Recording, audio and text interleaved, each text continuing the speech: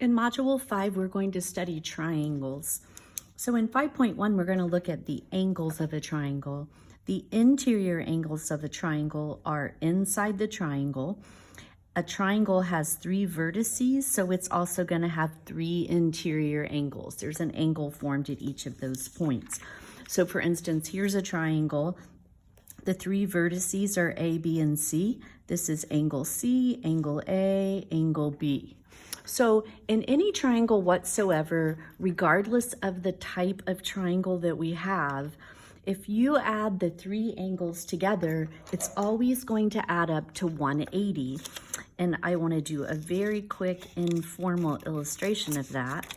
So if I take this triangle and cut it out so that I'm only working with the triangle, and then I cut it so that the 3 angles are intact but separate.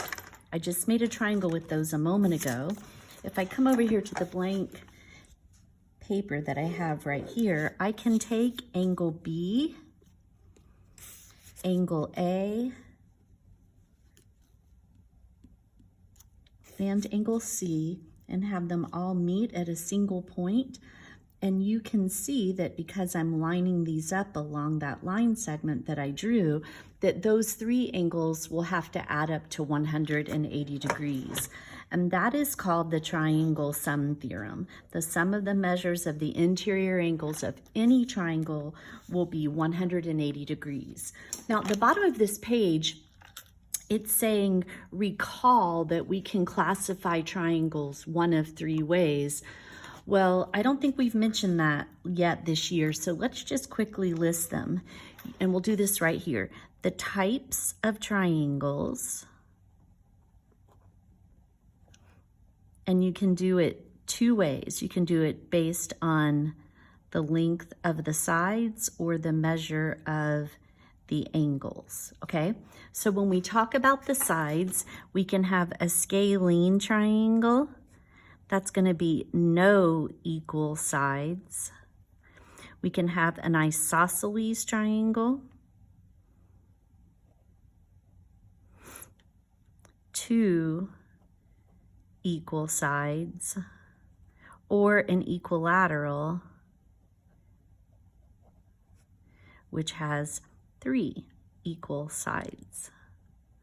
Now, the isosceles triangle is really at least 2 equal sides. Any equilateral triangle is technically isosceles, but we'll worry about that later. With respect to the angles, you can have 3, if it's an acute triangle, it has 3 acute angles. If it's an obtuse triangle, it has only 1 obtuse angle. And if it's a right triangle, it will have 1 right angle.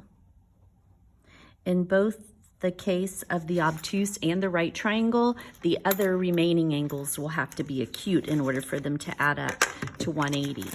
All right, so let's just practice this theorem that we just learned quickly. If you notice, there are actually 3 triangles in this example. We have the 1 large and then the 2 smaller. If you look at the small triangle, I only know the measure of 1 of its angles. In this triangle, I know 2 of the 3 angles. So we're going to be able to start by finding angle 2. In order to find the measure of angle 2, I want to add these together. That adds up to 128. So the measure of angle 2 will be 180 minus 128, since in any triangle, the 3 angles total 180. So the measure of angle 2 is 52 degrees. This is 52. Now, if I zoom out and I look at the biggest triangle in the picture, this one, I know that this angle is 52. I know that this entire angle, if I add those 2 things together, that whole angle, angle K, measures 99 degrees. So if I add 99 and 52, that's going to give us 151. So the measure of angle 3 is 180 minus 151. And that'll leave us with 29 degrees for 3. And then once we know 3, if we focus on this smaller triangle, which is obtuse, since these are both acute and their sum is less than 90, that's going to be obtuse. So to find the measure of angle 1, I'll add these two together. That totals 57, and we'll do 180 minus 57, and that'll give us 123 degrees. Okay, I did all that subtracting in my head. Let me just quickly make sure that we're going to get 180 in each of the two smaller triangles. Okay, so that's all good. So there you go. There are the measures of those missing angles. All right, come down here to the bottom and let's talk about an exterior angle of a triangle. A triangle has 3 exterior angles, and it's just an extension of one of the sides. So when we extended side AB, 4 is an exterior angle. I could extend side BC in this direction, let's say, and then this angle out here would be an exterior angle. But what I want you to notice about it is that it will make a linear pair with the interior angle that it shares a side with.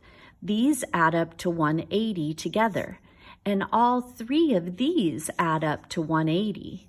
So I'm just going to pencil in some values quickly. If 2 is 100 degrees, and 4 is 80 all by itself. If this is 100, then what do these 2 angles inside the triangle need to add up to if all 3 of them will total 180? Well, these 2 together, the measure of angle 1 plus the measure of angle 3 would have to equal 80, which is what 4 equals. Okay, so those are always going to be equal to one another. So there's an exterior angle. It shares a side with one of the interior angles. The other 2 interior angles that it never touches are called remote. They're remote, they're removed, they're far away. They're away from angle 4, and those 2 angles will add up to the same thing that 4 does, okay? So the sum of the 2 remote interiors is going to equal the exterior angle, and we kind of talked about why that was. All right, turn over to page 276, just in an effort to keep this pretty short. Here are some corollaries. A corollary is just a theorem that flows naturally from another theorem. This one is coming from the triangle Sum Theorem, that the 3 angles in a triangle will equal 180 degrees. So if it's a right triangle, it stands to reason that the remaining 2 acute angles would have to be complementary. The right angle is 90, and the 2 complementary angles are 90. That'll total 180. And there can only be 1 right or 1 obtuse angle in a triangle. If you had 2 right angles, they would equal 180 in and of themselves, and there's no room to have a 3rd angle in the triangle. All right, so we're going to do this example and the video is over. So notice that we have several nested triangles. I'm going to start with triangle BDC. We've been asked to find the measure of 2 angles, but before we can do that, we're going to have to find the variables. Let's just start with x. So since this is 90 and these 2 make a linear pair, I know this is 90. So I have a right triangle. If this is 90 all by itself, these 2 will have to equal 90. They're complementary.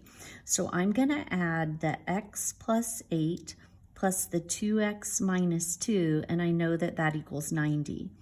Grouping up my like terms, subtracting 6 from both sides, and then dividing by 3, we end up with 28 for x.